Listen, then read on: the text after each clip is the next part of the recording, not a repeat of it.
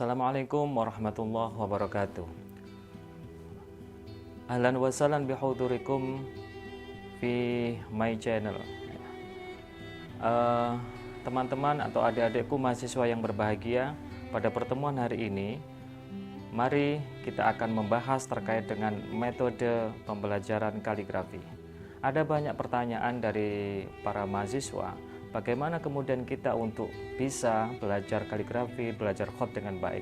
Apakah ada metode tertentu yang itu mempercepat pembelajaran kaligrafi itu sendiri, sehingga kaligrafi itu tidak terkesan sebagai mata kuliah ataupun pelajaran yang sulit untuk dikuasai? Oleh karena itu, mari kita akan membahas di pertemuan hari ini terkait dengan metode abjadun.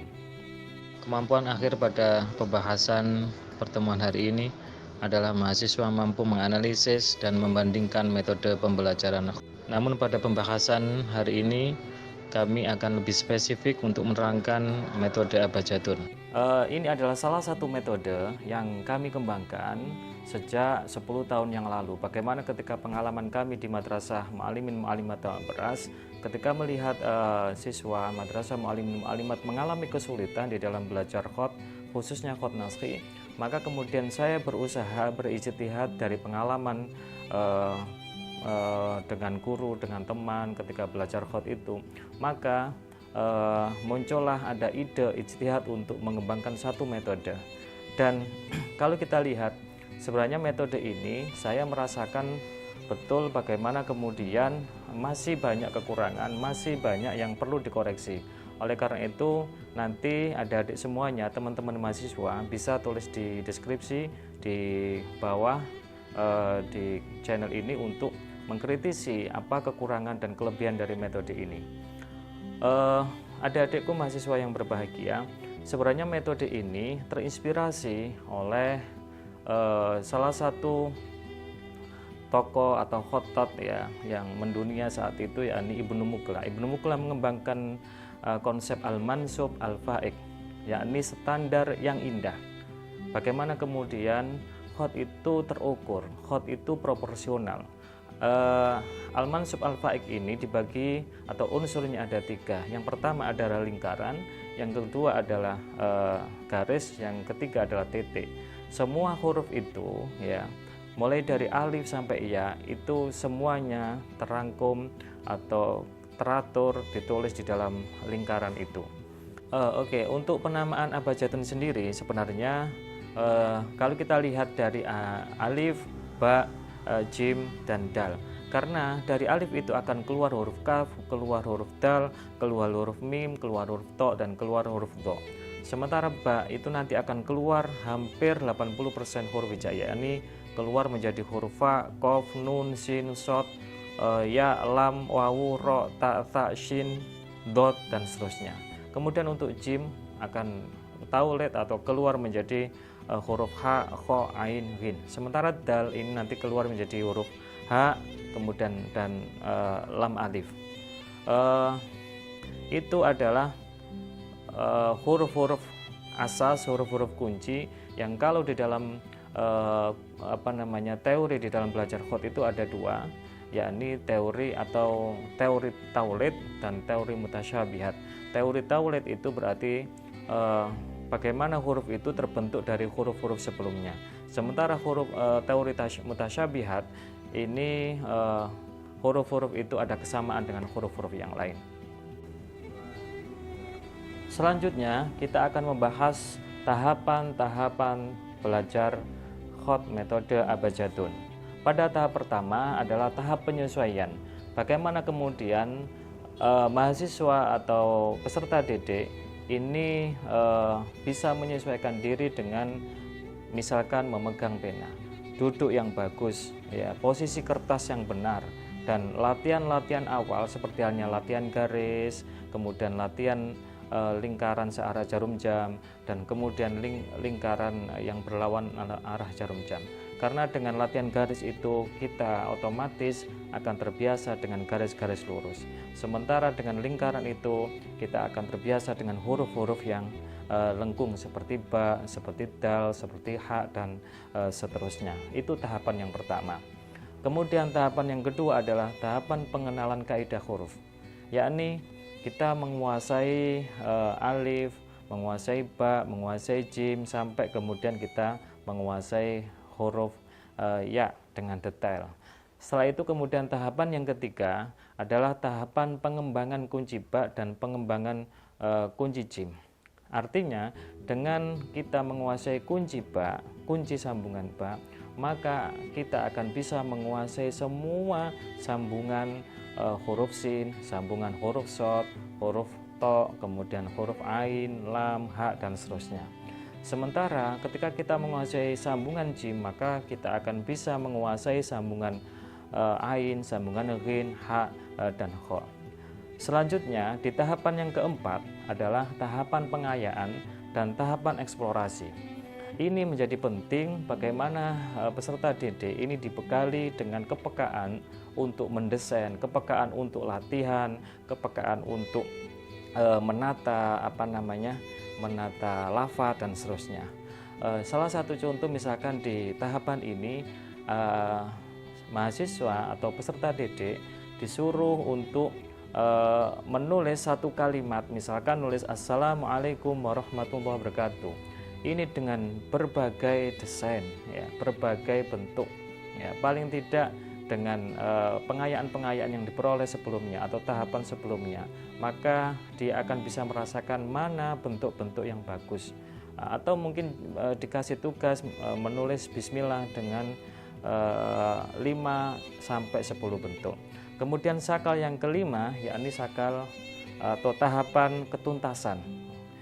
Tahapan yang kelima ini bagaimana peserta didik ataupun mahasiswa ini disuruh untuk praktek menulis ayat-ayat Al-Quran atau menulis hadis, ya. Ayat Al-Quran yang ditulis yakni ayat Quran, kalau di buku ini ada ayat Quran yakni surah Al-Fatihah dan juga surah Al-Insyirah. Nah, disesuaikan dengan Rosem Usmani, karena terkadang mahasiswa ataupun peserta didik tidak mengetahui bagaimana kaidah-kaidah Rosem Usmani di dalam ayat Al-Quran. Seperti halnya misalkan kalau di Rosem Usmani Al-Alamin itu alifnya tidak pakai alif besar tetapi menggunakan alif kecil. Dan misalkan penulisan hamzah wasol, hamzah koto itu kalau di dalam Rosem Usmani itu dilakukan. Oke, selanjutnya akan saya jelaskan bagaimana petunjuk pembelajaran atau penulisan khot dengan metode abjadun ini. Yang pertama, mahasiswa menyiapkan buku halus, ya.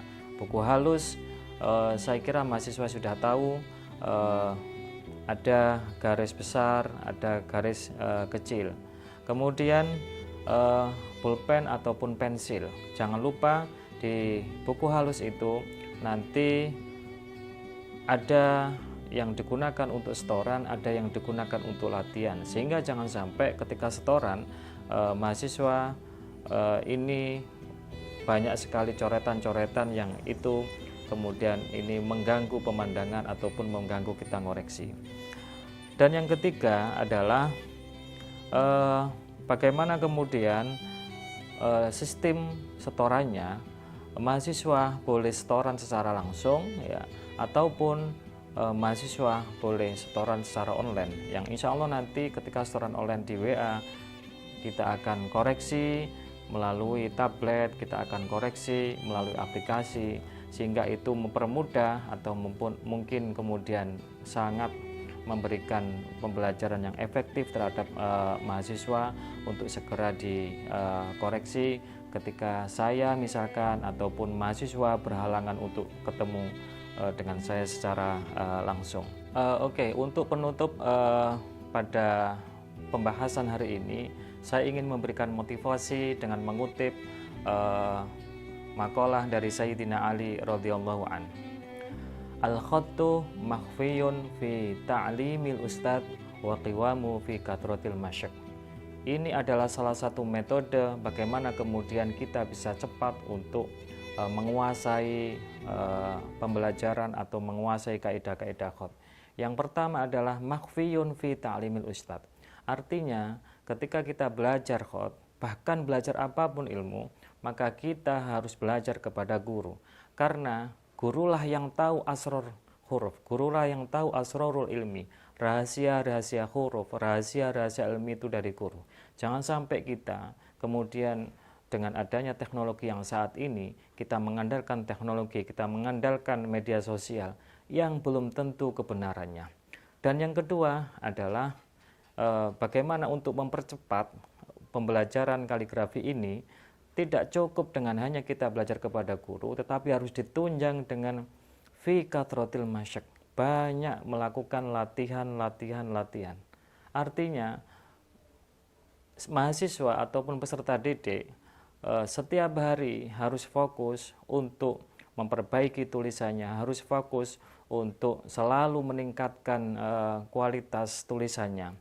Dengan memperbanyak latihan, maka mahasiswa ataupun peserta didik itu juga akan menemukan asrorul huruf secara secara individu yang mungkin tidak kita temukan ketika kita belajar di guru. Dua pendekatan ini adalah dua pendekatan yang bisa mempercepat kita untuk belajar khot, yakni belajar kepada guru dan juga banyak latihan. Banyak latihan tanpa guru akan sesat. Belajar kepada guru tanpa latihan ini akan cukup lambat di dalam menguasai pembelajaran khot. Dan di luar sana juga ada beberapa metode selain abjadun, yakni metode abana, metode kashkul, metode kitabah itiyadiyah, dan juga banyak sekali metode-metode terkait dengan pengembangan tahsin kitabah atau khot itu sendiri. Silakan nanti teman-teman mahasiswa bisa untuk menuliskan di bawah bagaimana hubungan, perbedaan, kelebihan, kekurangan dari masing-masing metode itu. Coba nanti teman-teman bisa mencari literasi terkait dengan metode abana, yang mana dengan 3 huruf kunci yaitu alif, ba, dan nun di dalam menguasai pembelajaran khot. Dan juga metode kashkul atau metode kitabah itiyadiyah yang dilakukan oleh teman-teman sakal di Denanyar, yang bahkan kemudian ini menjadi akademi tahsin kitabah. Saya kira itu mungkin teman-teman bisa membandingkan, mencari perbedaan-perbedaan dari masing-masing metode itu, sehingga nanti beberapa metode itu bisa adik-adik atau teman-teman mahasiswa gunakan di dalam penelitian, pengembangan, atau mungkin untuk bahkan bisa menciptakan metode-metode baru yang itu menjadi satu jariah mahasiswa atau teman-teman di dalam melestarikan budaya khot itu sendiri. Dan kami berharap kepada mahasiswa-mahasiswa, kepada peserta didik, kepada murid, kepada semua yang ingin belajar khot, salah satu yang paling penting adalah doa. Dan doa yang biasanya digunakan oleh para khotot, para pembelajar khot, yakni doa Rabbi yassir wala tu'assir, Rabbi tamim bil khair. Saya ulangi lagi, Rabbi yassir wala tu'assir, Rabbi tamim bil khair. Terima kasih. Wassalamualaikum warahmatullahi wabarakatuh.